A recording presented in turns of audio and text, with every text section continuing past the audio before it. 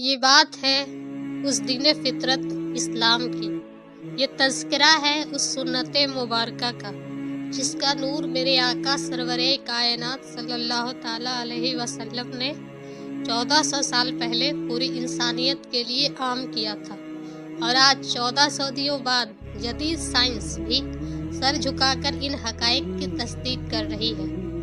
میرے آقا کا بتایا ہوا ہر عمل، چاہے وہ خالق کی عبادت ہو یا زندگی گزارنے کا کوئی معمولی سا کرینہ، آج سائنس کے ہر ترازو پر نہ صرف پورا اتر رہا ہے بلکہ لاجواب ثابت ہو رہا ہے۔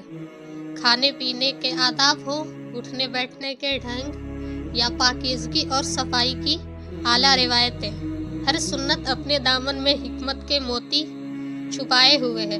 بہترین صحت کے راج اور رب کی بے پناہ رحمتیں اپنے دامن میں ہر سنت چھپائے ہوئے ہے۔ تو آئیے آج ہم مل کر ایمان کی روشنی میں ان عظیم سنتوں کا مشاہدہ کرتے ہیں۔ کبھی آپ نے سوچا ہے کہ ہمارے روزمرہ کے جو چھوٹے چھوٹے کام ہیں جنہیں ہم اکثر بس یوں ہی کر گزرتے ہیں، ان میں کتنی گہری حکمت چھپی ہو سکتی ہے؟ آج ہم ایک ایسے ہی موضوع پر بات کریں گے، کھانے پینے کے آداب، لیکن ایک بالکل ہی الگ زاویے سے۔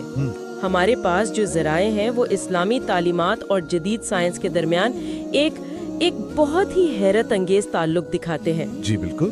اور آج کی گفتگو کا جو مرکزی سوال ہے وہ یہی ہے کہ کیا 1400 سال پرانے اصول، کیا وہ آج کے سائنس کی کسوٹی پر پورے اترتے ہیں؟ مطلب کیا قدیم حکمت اور جدید علم ایک ہی جگہ آ کر ملتے ہیں؟ تو چلیں اس سفر کا آغاز کرتے ہیں کھانے کے بالکل پہلے لمحے سے۔ ایک ایسا عمل جو بہت سے لوگوں کے لیے معمول ہے، کھانے سے پہلے بسم اللہ کہنا۔ بظاہر تو یہ ایک مذہبی جملہ لگتا ہے، لیکن ذرائع بتاتے ہیں کہ اس کا اثر ہمارے ذہن اور جسم پر کہیں زیادہ گہرا ہے۔ یہ ایک بہترین نقطۂ آغاز ہے، کیونکہ یہ ہمیں سیدھا اس تصور کی طرف لے جاتا ہے جسے آج سائنس مائنڈ گٹ کنیکشن کہتی ہے۔ مائنڈ گٹ کنیکشن؟ جی، یعنی ہمارے دماغ اور ہمارے نظام ہاضمہ کے درمیان ایک براہ راست تعلق۔ بسم اللہ کہنا صرف ایک رسم نہیں، یہ نیت اور شکر گزاری کا ایک ارادی عمل ہے۔ اچھا، تو جب ہم یہ کہتے ہیں تو ہمارے جسم کے اندر اصل میں ہوتا کیا ہے؟ اسلامی نقطہ نظر تو واضح ہے کہ یہ اللہ کا شکر ادا کرنا ہے۔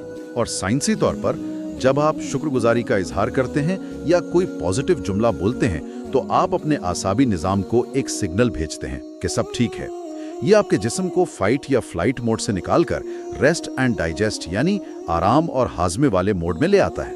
اچھا، اس عمل سے دماغ میں ڈوپامین اور سیروٹونن جیسے کیمیکلز خارج ہوتے ہیں، جنہیں خوشی کے ہارمونز بھی کہتے ہیں نا؟ بالکل، اور یہ کیمیکلز ذہنی دباؤ کو کم کرتے ہیں۔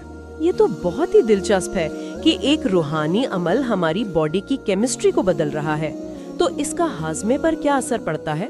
دیکھیں، جب آپ پرسکون حالت میں ہوتے ہیں تو آپ کے خون کا بہاؤ آپ کے ہاضمے کے اعضاء کی طرف بڑھ جاتا ہے، معدے کی طرف، آنتوں کی طرف۔ آپ کا معدہ خوراک کو ہضم کرنے والے تیزاب اور انزائمز زیادہ مؤثر طریقے سے خارج کرتا ہے۔ اور اگر کوئی ٹینشن میں ہو تو اس کے برعکس ہوتا ہے۔ تناؤ کی حالت میں ہاضمے کا عمل سمجھیں کہ تقریباً رک جاتا ہے۔ تو بسم اللہ کہہ کر کھانا شروع کرنا دراصل آپ کے ہاضمے کے نظام کو بہترین کارکردگی کے لیے تیار کرنے کا ایک طریقہ ہے۔ واہ، یعنی صرف یہ اہم نہیں کہ آپ کیا کھا رہے ہیں، بلکہ یہ بھی اہم ہے کہ آپ کس ذہنی کیفیت میں کھا رہے ہیں۔ بالکل۔ یہ تو ہوئی ذہنی تیاری کی بات۔ اب آتے ہیں جسمانی اصولوں پر۔ ان میں سے ایک بہت بنیادی ہے، دائیں ہاتھ سے کھانا۔ نبی کریم صلی اللہ علیہ وآلہ وسلم کی سنت ہے کہ وہ دائیں ہاتھ سے کھاتے تھے۔ بظاہر یہ ایک سادہ سی بات لگتی ہے، لیکن اس کے پیچھے بھی حفظان صحت کا کوئی اصول ہے؟ جی بالکل، یہ حفظان صحت کے ایک بہت ہی عملی اصول پر مبنی ہے۔ دیکھیں، دنیا کی تقریباً 90% آبادی دائیں ہاتھ سے کام کرتی ہے، تو تاریخی طور پر زیادہ تر ثقافتوں میں دایاں ہاتھ صاف کاموں کے لیے، جیسے کھانا پینا، لکھنا، اور بایاں ہاتھ دوسرے کاموں کے لیے؟ جی، جیسے ذاتی صفائی وغیرہ کے لیے۔ تو یہ صرف ایک روایت نہیں بلکہ جراثیم کو روکنے کا ایک فطری طریقہ ہے۔ بالکل، جب ہم یہ تفریق رکھتے ہیں تو ہم کراس کنٹامینیشن کے امکان کو بہت کم کر دیتے ہیں۔ کراس کنٹامینیشن यानी नुकसानदेह बैक्टीरिया और वायरस का हाथों से खाने में और फिर जिस्म में दाखिल होना। ये एक सादा मगर इंतहाई मौसर तरीका है। सही। आजकल हम सैनिटाइजर्स पर इतना इन्हिसार करते हैं, लेकिन ये उसूल याद दिलाता है कि बाज़ औक़ात बेहतरीन हिकमत अमली सबसे सादा होती है। ये तो वाकई बहुत दिलचस्प है कि एक छोटी सी आदत हमारे पूरे निज़ाम की हिफाजत करती है। अच्छा, जिस्मानी पोजीशन की बात करें तो अगला नुक्ता है बैठकर खाना। इस्लामी तालीमात में खड़े होकर खाने को नापसंद किया गया है, लेकिन आजकल के भागदौड़ की जिंदगी में, खास तौर पर शहरों में, स्ट्रीट फूड कल्चर तो है ही खड़े होकर खाने का नाम। आपने बहुत अहम नुक्ता उठाया है। इसके जिस्मानी फ़वाइद बहुत वाज़ेह हैं। जब हम बैठकर खाना खाते हैं तो हमारा मैदा अपनी कुदरती और आरामदेह हालत में होता है। इस पोजीशन में खुराक कशिश शकल की मदद से बहुत आराम से और मुनज़्ज़म तरीके से नीचे जाती है। और खड़े होकर खाने से क्या फर्क पड़ता है? इसे यूं समझें कि आप एक तंग पाइप में तेजी से पानी डाल रहे हैं। खड़े होकर खाने से खुराक मैदे में गिरती है, आराम से पहुंचती नहीं। अच्छा। ये हाजमे के निज़ाम के लिए एक झटके की तरह है। मैदे पर अचानक दबाव पड़ता है, जिससे तेजाबियत, गैस और बदहज़मी जैसे मसाइल का खतरा बढ़ जाता है। तो ये सिर्फ आजिज़ी की अलामत नहीं, बल्कि ये तो प्योर साइंस है, जिस्म की कुदरती मैकेनिक्स का एहतराम। जी, और बैठकर खाने से खुराक मैदे में मुनासिब वक्त तक ठहरती है और हजम करने वाले तेजाबों को अपना काम करने का पूरा मौका मिलता है। इसी से जुड़ा हुआ अगला नुक्ता है आहिस्ता और सुकून से खाना। इस्लामी तालीमात में जल्दी जल्दी खाने से मना किया गया है। और जदीद ग़िज़ाई साइंस की ये एक बहुत बड़ी दरियाफ्त है। हमारे दिमाग को ये समझने में तकरीबन 20 मिनट लगते हैं कि पेट भर गया है। 20 मिनट? जी, तकरीबन 20 मिनट। ये सिग्नल हार्मोन्स के जरिए दिमाग तक पहुंचता है। जो लोग बहुत तेजी से खाते हैं वो इस 20 मिनट के दौरान ज़रूरत से कहीं ज़्यादा खा चुके होते हैं। और यही चीज़ फिर मोटापे की वजह बनती है। मैंने खुद भी आहिस्ता खाने की कोशिश की है, लेकिन अक्सर मसरूफियत में भूल जाती हूँ। इसका कोई अमली तरीका है? बिल्कुल, एक बहुत मौसर टेक्निक है माइंडफुल ईटिंग, यानी तवज्जो से खाना। हर लुकमे के बाद चम्मच नीचे रख दें। हर लुकमे को पूरी तरह चबाएं, कम से कम 20 से 30 बार। अच्छा। उसके जायटे, उसकी साख्त पर तवज्जो दें। इससे न सिर्फ आपका खाने का अमल सुस्त हो जाएगा, बल्कि खाने का मज़ा भी ज़्यादा आएगा। बिल्कुल। और एक हैरान कुन आदाद-ओ-शुमार ये हैं कि तहकीक के मुताबिक तेजी से खाने वाले लोग सुस्त खाने वालों के मुकाबले में सालाना औसतन 70,000 इजाफी कैलोरीज खा जाते हैं। 70,000 इजाफी कैलोरीज? ये तो बहुत ज्यादा है।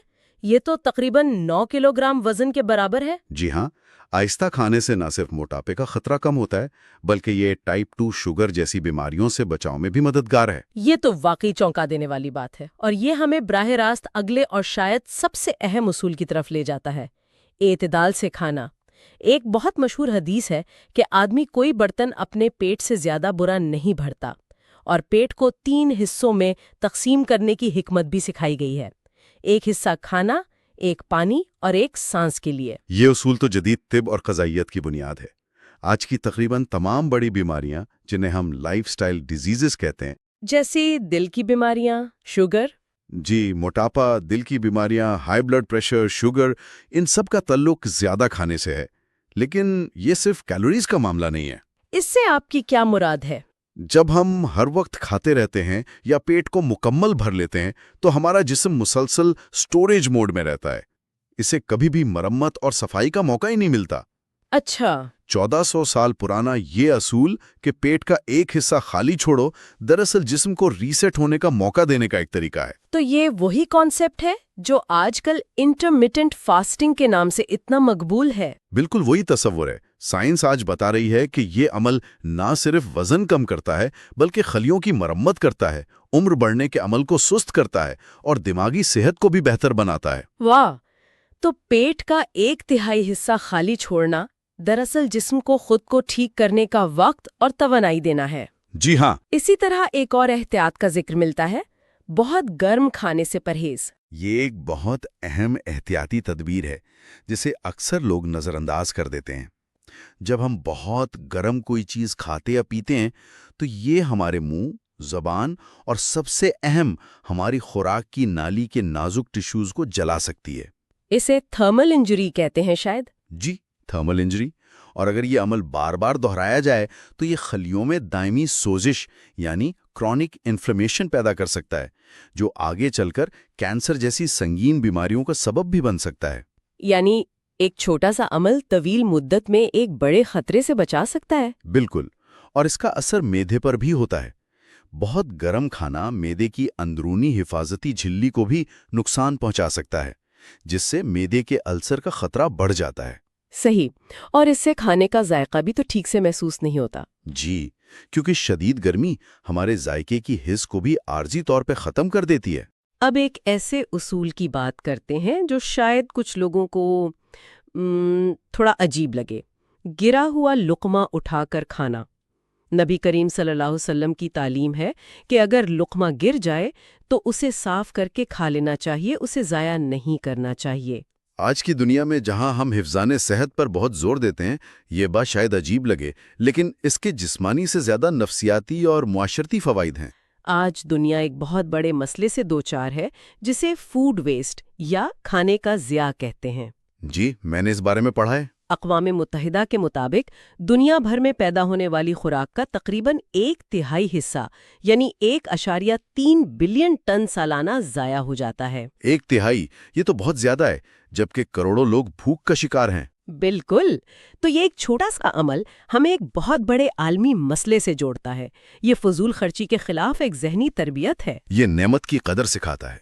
जी, जब कोई शख्स गिरे हुए लुक़मे को उठाकर साफ करता है तो वो लाशऊरी तौर पर खुद को ये पैगाम दे रहा होता है कि ये नेमत मेरे लिए अहम है, ये कीमती है। ये सोच माशरे में वसाइल की कदर करने का कल्चर परवान चढ़ाती है। बहुत खूब। और अब हम खाने के अमल के इख्तिताम पर आते हैं। खाने के बाद अल्हम्दुलिल्लाह कहना। जिस तरह आगाज अहम था, इसी तरह इख्तिताम भी है। और जिस तरह बिस्मिल्लाह के नफ्सियाती फ़वाइद थे, इसी तरह अल्हम्दुलिल्लाह पर इख्तिताम करने के भी गहरे असरात हैं। शुक्रगुजारी यानी ग्रैटिट्यूड पर पिछले 2 दहाइयों में बहुत ज़्यादा साइंसी तहकीक हुई है। और नताइज क्या कहते हैं? क्या ये भी हैप्पी हार्मोन्स वाली बात है? इससे भी बढ़कर है। तहकीक बताती है कि जो लोग बाकायदगी से शुक्रगुजारी का इजहार करते हैं, उनके दिमाग का वो हिस्सा जो जज्बात और फैसला साजी को कंट्रोल करता है, वो ज़्यादा फाल हो जाता है। शुक्र अदा करने का अमल तनाव पैदा करने वाले हार्मोन कॉर्टिसोल की सतह को 23% तक कम कर सकता है। 23%? ये तो काफी ज्यादा है। जी, और तवील मुद्दत में ये ब्लड प्रेशर को कंट्रोल में रखता है, नींद को बेहतर बनाता है और दिल की बीमारियों के खतरे को भी कम करता है। तो ये सिर्फ एक मजहबी फरीज़ा नहीं, बल्कि ज़हनी और जिस्मानी सेहत को बेहतर बनाने का एक साबितशुदा साइंसी तरीका भी है। आज की गुफ्तगू का खुलासा करे तो ये बात बिल्कुल वाज़ेह हो जाती है कि खाने के ये इस्लामी उसूल सिर्फ मजहबी रसूमात नहीं है। ये तो सेहत, नफ्सियात, अखलाक और साइंस का एक मुकम्मल निज़ाम है।